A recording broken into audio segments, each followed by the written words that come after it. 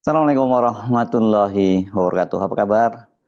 Kembali berjumpa dengan saya, Hirsun Arif dari Forum News Network. Presiden Prabowo Subianto mengkritik keras dunia Islam yang tidak pernah bersatu, terpecah belah, bahkan saling gontok-gontokan di antara sesama, terutama di dalam secara domestik ya. Bersama dengan itu, Prabowo juga mengecam standar ganda negara-negara Barat tentang hak asasi manusia. Hak asasi manusia, kata Prabowo, harus diakui dengan sedih, tidak berlaku bagi umat Islam. Kritik keras, berani tapi juga kontroversial itu disampaikan oleh Presiden Prabowo ketika menghadiri KTT D8 di Kairo, Mesir. D8 ini didirikan pada tanggal 15 Juni tahun 1997 untuk menghimpun kekuatan ekonomi negara-negara berpenduduk Muslim dalam Organisasi Kerjasama Islam atau OKI yang terdiri dari Bangladesh, Mesir, Indonesia, Iran, Malaysia, Nigeria, Turki, dan Pakistan. I call for cooperation. I call for let us, the Muslim countries, realize what is happening. We are not being respected. They do not care about our voice. Once again, I say they do not care about our voice. Human rights is not for Muslim people. This is the reality. This is very sad.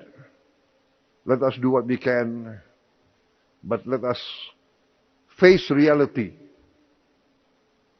and let us be honest with ourselves. Pidato lengkap itu diunggah oleh akun X Perdana Menteri Malaysia Anwar Ibrahim. Ini dilengkapi dengan komentar dukungan, bukan hanya atas sisi pernyataan Prabowo, tapi juga dukungan terhadap Indonesia yang akan jadi pemimpin negara-negara D8 pada 1 Januari 2026.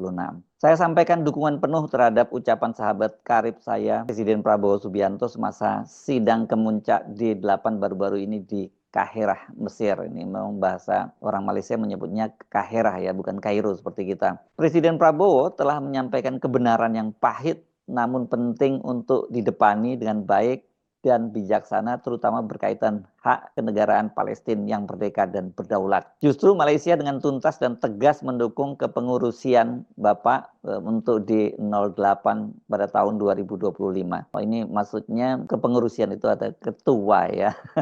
Saya mau nantikan kerjasama erat Indonesia untuk memastikan ia menjadi organisasi yang lebih dinamik dan terangkum. Sebagai negara serumpun, Malaysia akan bersama dalam lipatan sejarah ini bagi mengangkat suara rakyat-rakyat negara Muslim, kemudian disertai dengan tagar Malaysia Madani. Pernyataan Presiden Prabowo di depan KTT D8 ini sangat keras dan saya menyebutnya juga kontroversial karena tentu saja ini pasti ada implikasi-implikasi politik karena ucapan dari Pak Prabowo tadi selain ini kritik terhadap internal terhadap negara-negara Muslim, tetapi ini juga mengkritik dunia internasional, yakni negara-negara terutama negara-negara Barat yang sering gembar-gembor tentang hak asasi manusia, tetapi hak asasi manusia ini bersifat ganda. Itu hanya berlaku untuk mereka, tetapi ketika terjadi pelanggaran besar-besaran hak asasi manusia terhadap umat Islam, ya mereka malah berdiam diri, bahkan malah seperti Amerika itu memboikot atau memveto setiap kali ada resolusi yang ingin menghukum Israel. Ini berkaitan dengan Gaza. Ini kurang apalagi pelanggaran yang dilakukan oleh Israel di Gaza, di Palestina malah, dan itu sebenarnya sudah masuk kualifikasi genosida.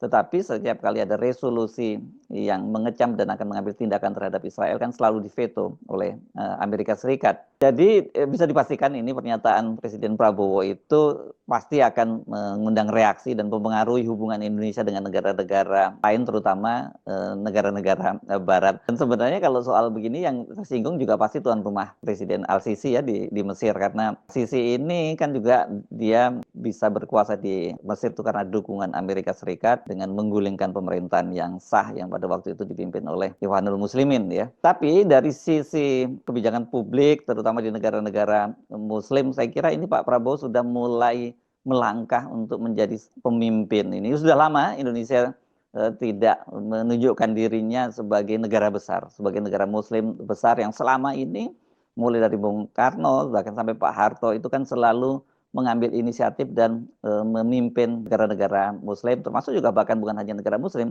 termasuk negara-negara non-blok pada waktu itu ya, atau negara-negara dunia ketiga, yang saya kira ini sudah cukup lama kita absen, dan terutama apalagi di eranya Jokowi yang sama sekali tidak pernah hadir dalam KTT-KTT yang bersifat seperti ini. Ada KTT-KTT yang lebih bersifatnya seremonial saja. Memang beda sekali ini ya, ketika Prabowo yang mengambil alih kepemimpinan di Indonesia dengan di dunia internasional dengan ketika eranya Jokowi.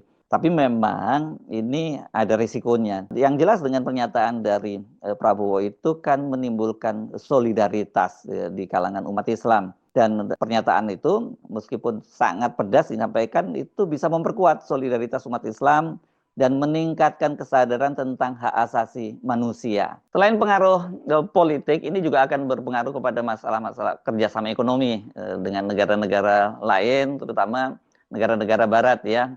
Ini karena bagaimanapun juga investasi di Indonesia itu sekarang terbesar ya, selain dari Cina, tapi juga banyak negara-negara barat yang diharapkan investasinya masuk di Indonesia. Karena itu saya tadi mengingatkan bahwa ini pernyataan ini luar biasa, saya kira bagi kalangan dunia Muslim, dunia Islam ini sebagai semacam lecutan terhadap atau otokritik yang sangat keras, karena masih sering ribut sendiri, di antara sendiri tidak pernah bersatu, bahkan di antaranya mereka menjadi kolaborator dengan negara-negara barat gitu. Tetapi tentu saja kebangkitan kepemimpinan Indonesia ini mesti diwaspadai juga oleh negara-negara Barat yang tetap ingin profil Indonesia itu sebagai negara yang lemah. Sejauh ini saya belum membaca komentar-komentar dari negara Barat atau pernyataan dari Prabowo, tetapi saya yakin mereka juga mencermati dan kemudian mengamati dengan secara dekat apa yang akan terjadi di Indonesia di bawah kepemimpinan Prabowo di tengah situasi yang saat ini mengalami krisis ekonomi juga. Dan ini bagaimanapun juga Indonesia itu kan adalah negara besar. Di kalangan negara-negara Islam ini negara terbesar, kemudian untuk di Asia Tenggara juga terbesar, dan letaknya yang sangat strategis secara geopolitik. Tapi selama ini kita selalu absen dalam percaturan geopolitik global. Padahal itu amanah dari konstitusi, yakni ikut menjaga perdamaian di dunia. Saya Harus Arif dari Forum News Network. Sampai jumpa lagi. Assalamualaikum warahmatullahi wabarakatuh.